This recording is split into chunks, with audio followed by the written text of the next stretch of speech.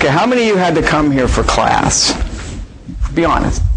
Okay, your professors wanted me to tell you something so you get proper credit for the class.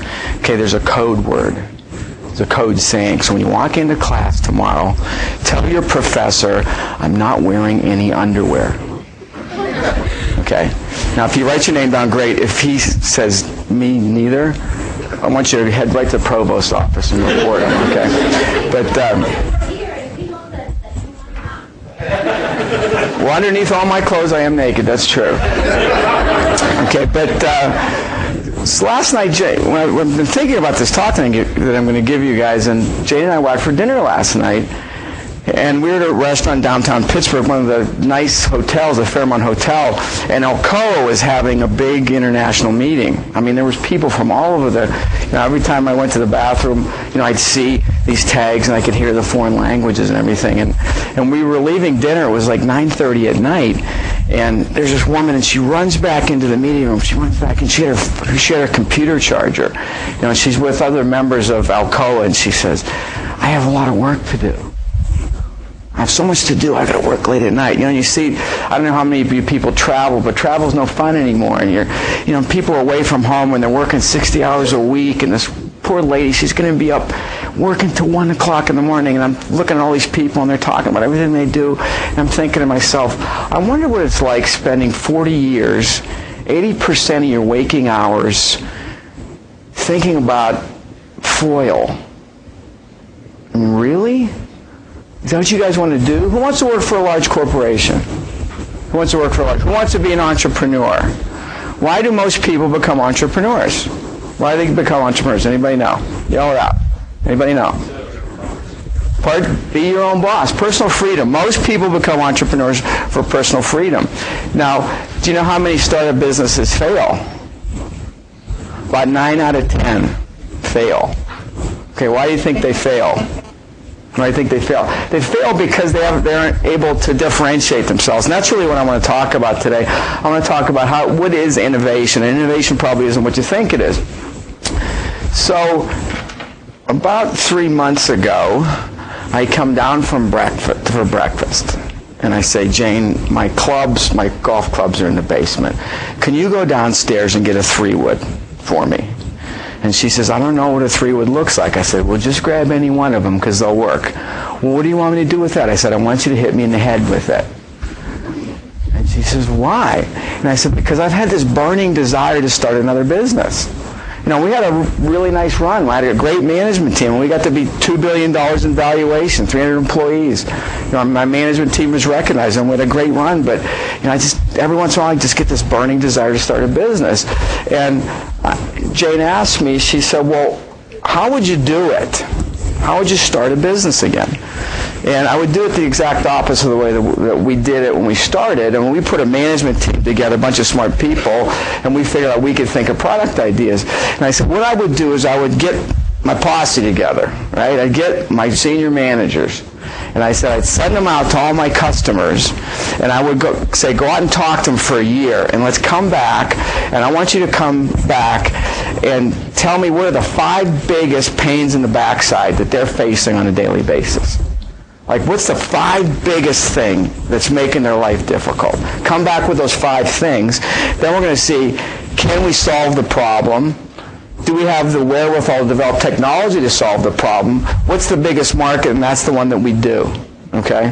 Like, the best strategy I ever heard was from the incoming CEO of Respironics. He took over. Respironics makes equipment for people that have sleep apnea.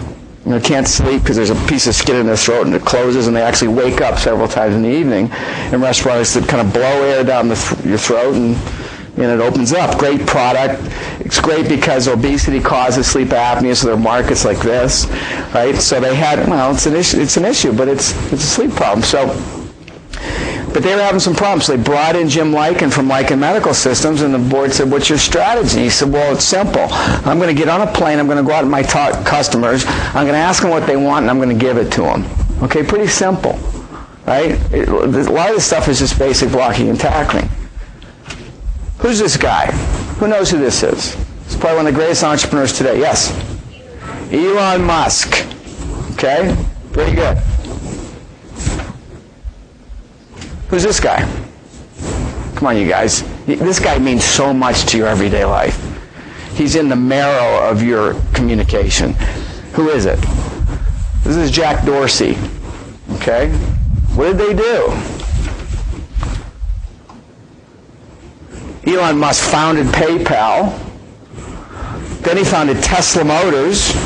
Then he founded Solar City, and now he founded SpaceX.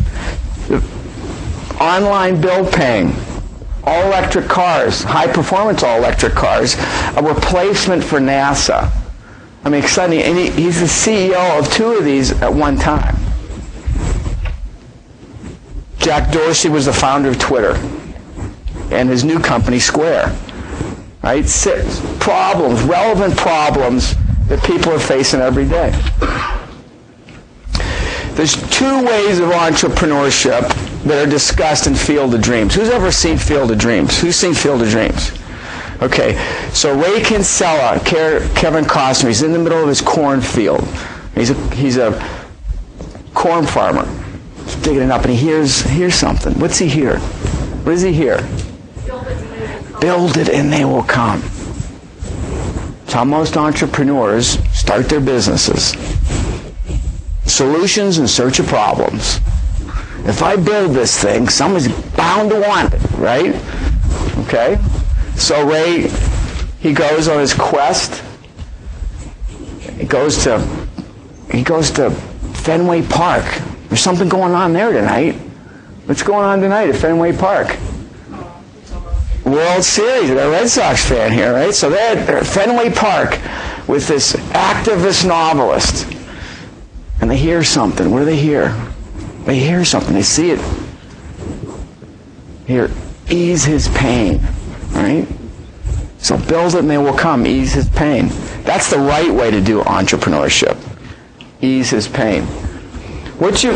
True innovation is finding solutions to relevant problems. Think about yourself as a product. I mean, how many seniors we got? How many juniors? Okay, you guys are going to be entering the workforce. How many are scared? Right? Underemployment rate for first-year students coming out of school is 50%. Okay? How are you going to differentiate yourself? You guys have to get up every morning and you have to answer the question, how am I different and how am I relevant? How do I distinguish myself and does anybody care? That's what relevancy is. How you different and relevant. That's how you generate innovation. Every day, how am I different? How am I different? How do I distinguish myself? What special skills do I have? What have I done special? Right? The whole person. That's what you have to convey to employees because it's highly competitive out there. What I think great innovators do is they take what's called a markets first approach. Now, I have a friend of mine that owns an $800 million venture capital firm, and that's how they go work for businesses. They're very innovative from a venture capital standpoint. Venture capitalists are people that invest in tech startups. And most venture capital firms, the way that they function is whatever came over the transom, meaning whatever business plans they got in the mail, they looked at them, wow, this one doesn't look real interesting. So their deal flow, or the companies that they were looking at, it was kind of catch as catch can. So what Adams Capital Management does is they say, look, we look for companies in large and growing markets. We look for fundamental changes that are taking place, because with fundamental change creates problem, and found solution to those problems. Look for what they call market discontinuities. But first, take a markets first approach. When you guys are out looking for your job, trying to make your way in the world, how I would do it is do some research. What are the 5 growth industries in the next 20 years?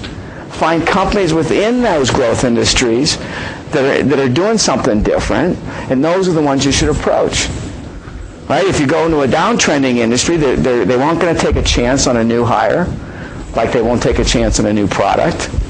Right? There's a lot of money flying around. The vibe's good. Everybody's happy. Right? They're aggressive. They want to grow. So it's huge, large, and growing markets. So if you're going to innovate, pick the markets first. There's a famous bank robber in the 30s named Willie Sutton. Has anybody ever heard the name Willie Sutton? When Willie Sutton was arrested, they said, Willie, why do you rob banks? You know what he said? That's where the money is. Okay? Go to the food. Go to where the growth is. Go to where there's change. Innovation is not invention. Like, first thing, when I say innovation, what do you think of? Every time, go do a Google search for innovations, and they're all, well, there's light bulbs. Like, everybody works for GE or something. I don't know. Right? But innovation isn't inventing things. It's bigger, faster, stronger. Right? It's more functionality for less money. Right? And there's two ways to be innovative. You can do something completely different than your competitors, or you can do the same thing differently. Right? Like Southwest Airlines. They do the same thing as a lot of other people, that they do it differently. They fly all 737s. They go to uncrowded airports. You can't check bags. Can't pick your seats. Right? Because they're trying to make on time is what it's all about. They can predict the fuel consumption of the same type of planes. They know when they're going to get there. Nobody's ever late. So they do the same thing but differently.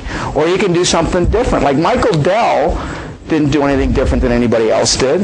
When Michael Dell got into the computer business, he was your age. He was a student at the University of Texas at Austin.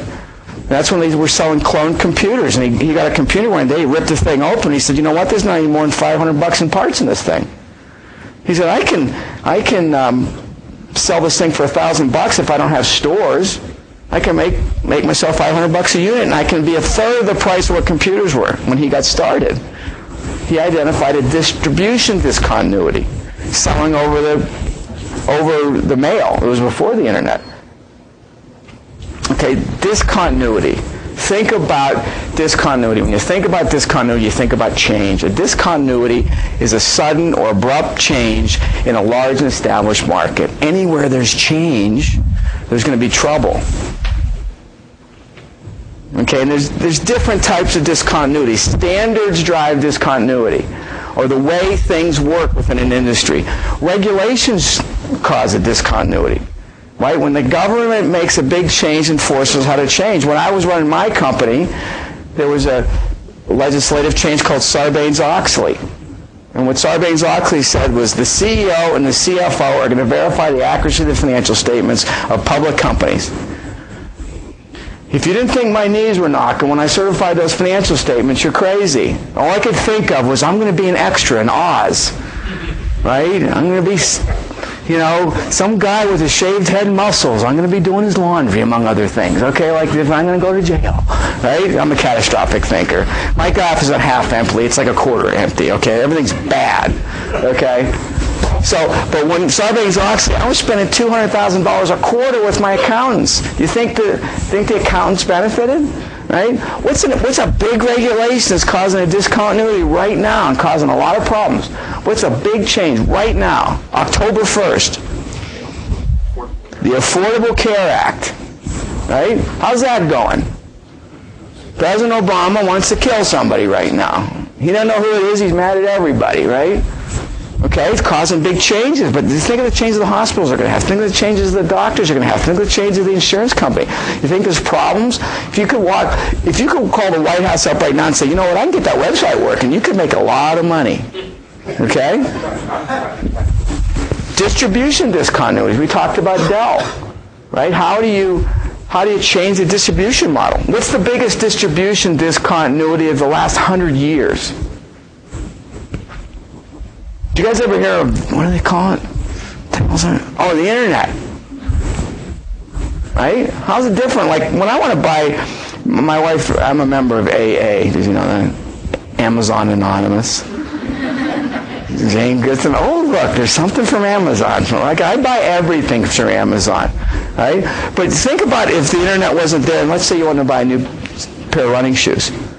You got to leave the house, you got to drive to the mall, you got to go look at 5 stores, you got to try them on, or you can go to Zappos and do it in about 30 seconds if you know your size, okay? Or technology changes or discontinuities. Think of nanotechnology. Think of gene therapy, right? Think of Moore's law. Computing power will double sequentially. Metcalfe's law. The power of a network is a function of how many nodes are on there, right? Look what technological changes have done. Okay, so large growing markets, and you think. So For example, this is a classic example of a regulatory change in the Affordable Care Act. It's going to cause a lot of problems. It's going to work eventually, but it's going to be terrible in between, right? You got all these people flooding these exchanges, right? And you can imagine just the volume and the complexity of it. If you can find solutions to these things, record keeping, automation. Changes create problems. Problems create opportunities. Remember I said, how would I start my company? I'd go out and go, my customers, what are the 5 biggest problems? And what of those 5 is worth the most money, and solve them. It's not rocket science. Ease their pain. What's the pain that your customers are feeling? Is the market big enough? Is there room for anybody? Is there room for everybody? You don't have to get in a market big enough that if you get 5% market share, you can make a business out of it, right? What's a venture capitalist's dream date? Okay, back in the 60s, they used to have a board game. It was called Mystery Date, right? And you spun the wheel, and you'd open it up, and there needed to be a guy in a tuxedo looking like James Bond, or some guy that was fixing his car, and he always had his pocket sticking out, right? The pocket was always sticking out. I don't know what that did. Did you ever see anybody whose pocket sticking out? But anyways, the dud, his pocket was sticking out. Mystery date. Who's the dream date, right? Venture capitalist dream date. $500 million to $1 billion addressable market, identified continuity, proprietary technology, a regulatory incentive for people to use it, and low market penetration. You'll get money like that. And you can do it in an orderly manner. Ease their pain. Peter Drucker believes that innovation is not serendipitous. He's arguably the greatest business thinker there are. I admire him the most of any of them. He thinks innovation can be developed in an orderly manner by looking for specific types of changes in large and growing markets and responding to those changes with bigger, faster, stronger. Okay, unexpected occurrences, incongruities, process needs, industry and market structure changes, new knowledge and demographic changes. Unexpected occurrences, things that you wouldn't think would happen. Does anybody know how the Post-it note was created? Does anybody know how the Post-it note? DuPont has a program, it's called their bootleg program, that every employee is allowed to take 10% of their time and work on something new. Well, one of the employees sung in his church choir. And as you can imagine, there's several songs. So how he would keep his place in his choir book is he got little legal paper, and he made little tabs in his choir book. Right? And what would happen was during the service, he'd open the book up, and the paper would fall out. So he goes down to the lab, because DuPont makes everything, and adhesives is one of them. They said, do you guys have any glue that doesn't work? Oh yeah, we got a lot of that. We got plenty of glue that doesn't work. Here, help yourself, right? So he gets this glue that doesn't work, and he puts it on this little piece of legal pad, and he puts it in his choir book. And it's like, this works great. So he gets this idea. So he gets a bunch of legal pads and a paper cutter, and he cuts them up in these little squares, and he puts the glue that doesn't work. He makes up about 50 of these packs, and he gets into DuPont's offices, and 3M's offices, and he leaves them on the desk. And within an hour, the office supply store is flooded with requests for these little sticky things, otherwise known as the Post-it note. You think they sold any of those? Okay, unexpected occurrences, things you might not happen. Or like, somebody be willing to pay $6 for a cup of coffee. Okay? Incongruities. Opposing things you put together that make something great. Now, my favorite example is the Reese's Cup. Okay? And back in the day, they used to have this commercial, right? And it was these sidewalks, and these people were walking. 2 guys are walking down a sidewalk, and they're blind. And one guy's got a Hershey bar, and the other guy's got his Jif peanut butter, right? And they bang into each other, laying down. They get up, and the one guy says, "Dude," he had some weed before. He said, "Dude, you got peanut butter on my chocolate," right? And the other one said, "Dude, you got some chocolate in my peanut butter," right?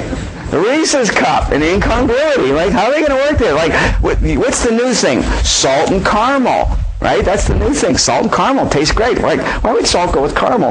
Or how about the smart car? The smart car was small cars that you could park anywhere, but we want them roomy inside. Roomy, small. How's that going to work? So how'd they do it? How'd they do it? What's missing? There's no back seat. Incredibly roomy, small.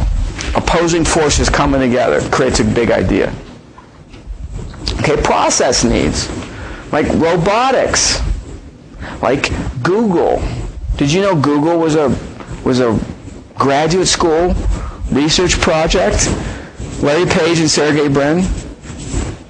What was the research project? The project was, guys, can you come up with a piece of software that will eliminate spam? A process need. There's all this internet traffic, and there's all these emails that you don't want, right? That's how Google was born. It was born as a spam filter. Or how about robotics? Where I teach in Meadville is also the headquarters of Channel Lock. There are very few human beings in Channel Lock anymore. It's this little company in Meadville, and it's all populated by robots, right? Automation, process improvement. You could argue that Southwest was a process need improvement. How about industry and market structure? 20 years ago, if somebody talked to you about green technologies, you're expecting to be carrying a backpack and have a lab with a bandana on it, right? When I was going to school, all the environmental science, what's your major? Oh, it's environmental science. How do you know? Well, your dog's got a bandana on it, right? And they had the big hiking boots, and they were always muddy, right? They're environmental science major. And you said, oh, we're going to do something green. I said, who cares about green? I don't care. Well, when gas hit $4, $4.50, what do you think happened to the sale of Prius? That's an industry and market change. How about the internet, right? Big discontinuity. Huge market changes. Or demographic changes. If you guys are going out in the industry and you're not thinking about the Latino market, you are crazy. There's so much wealth to be generated there. Just look at Goya products. Look what the sales have done. Right? Our population's changing. We're a diverse population anymore. You have to address those populations. We're thinking about what's the biggest problem in the financial industry? What's the biggest demographic change? The baby boomers are retiring. They want to pull their money out of the market and they want to invest in fixed income. Well, what's going on with fixed income now? You can't make any money off of a bond, right? There's all this money that's going to be redeemed out of the market. Huge problem. Demographic changes. Baby boomers. The diversity of our population. Changes in perception. 20 years ago, what was this Arnold? You'd be big, right? Now you want to be cut. It's all UFC stuff. Right? Arnold's one of my heroes, by the way. Do you know Arnold was a multi-millionaire before he lifted a weight? He was a real estate investor in California before he made any movies. But back then, right, big, bulk, now, lean, mean. Right? How about curves, cuts, Weight Watchers, Jenny Craig? What's done with that industry? Right? And ironically, there's more money spent on health products, yet our population is getting more and more obese. Right? Perceptive changes. Address those changes. How about when a couple of people decided to fly some planes in the World Trade Center? You think people started worrying about security? How about markets get brought down by hackers? Right? Any of you guys seen The Fifth Estate yet? You ought to. It's about WikiLeaks. They hacked into the federal government. There's a company in Pittsburgh called Tyversa. It's an internet security firm because it's a huge problem. And I saw him giving a presentation at a venture capital meeting, and they got Wesley Clark to sit on their board. General Wesley Clark. I said, how'd you do that? He said, well, we went into a meeting with General Clark, went in my briefcase, I gave him his personal itinerary for the next 2 days. How'd you do that? And they said, how'd you do that? He said, well, we hacked into your server on the way over from the hotel. Right? And Tyverse actually did a demonstration for us at this meeting. They hacked into the server at the hotel while we were there.